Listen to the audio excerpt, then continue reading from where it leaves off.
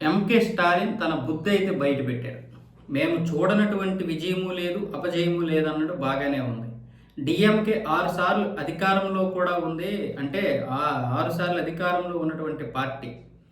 అంటే ఎన్ని విజయాలు చూసుంటుంది. అలాగే మిగతా సమయంలో కూడా అపజయాలు చూసున్నట్లే కదా. కాబట్టి మాకు ఇదేమి ఇది కాదు. ఇప్పుడు ఓడిపోయినప్పుడు కేవలం మాకు టీవీకేకి 3.25% ఓట్లు మాత్రమే తేడాతో మేము ఓడిపోయామన్న విధంగా మాట్లాడాడు.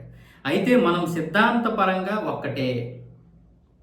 స్టాలిన్ ఏమంటున్నాడో చూడండి విజయ్కి. మనం సిద్ధాంతపరంగా ఒక్కటే కాబట్టి ఆ విధంగా పరిపాలించుకోవాలి. అంటే వీళ్ళ సిద్ధాంతాలన్నీ ఒక్కటే. నేను ముందు నుండి చెబుతూనే ఉన్నాను. అయితే విజయ్ యొక్క పరిపాలన ఎలా ఉండబోతుంది,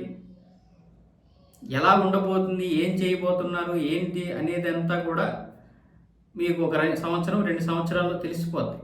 విజయం కనుక మళ్ళీ స్టాలిన్ లాగా, ఉదయనిధి స్టాలిన్ లాగా, టీఎంసీ మమతా బెనర్జీ లాగా వీళ్ళలాగే పరిపాలిస్తే ఖచ్చితంగా 2031లో పాతాళంలోకి తోసేస్తారు.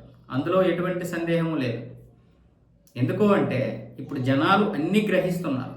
హిందువులు కూడా చైతన్యవంతులయ్యారు. విజయ్కి ఓట్లేసింది హిందువులు ఎక్కువ. అయితే ఆయన క్రిస్టియన్ పరిపాలన చేస్తాడని మాత్రం కాదు, అందరినీ సమానంగా చూస్తాడనే ఉద్దేశంతో అతనికి ఓట్లు అయితే వేశారు. ఒక సినిమాలో హీరో ఏ విధంగా ఉంటాడో బయట కూడా అదే విధంగా ఉంటాడనే ఉద్దేశంతో వేశారు. కానీ ఈ రాజకీయ నాయకులు చూడండి, ఓడిపోయింది కాకుండా మనందరం ఒక్కటే, సిద్ధాంతపరంగా ముందుకు వెళ్దాం అంటున్నాడు. అంటే వీళ్ళందరూ ఒక్కటే, మనలోనే ఇంకా చైతన్యం రాలేదు. వచ్చిన చైతన్యం సరిపోదు. ముఖ్యంగా మన దక్షిణ భారతదేశంలో చైతన్యం పూర్తిగా రాలేదు.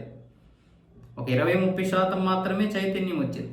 అయితే ఈ మాత్రం చైతన్యంకే ఎంత వస్తే, ఒక 70-80% చైతన్యం వస్తే ఎలా ఉంటుందో ఆలోచించండి.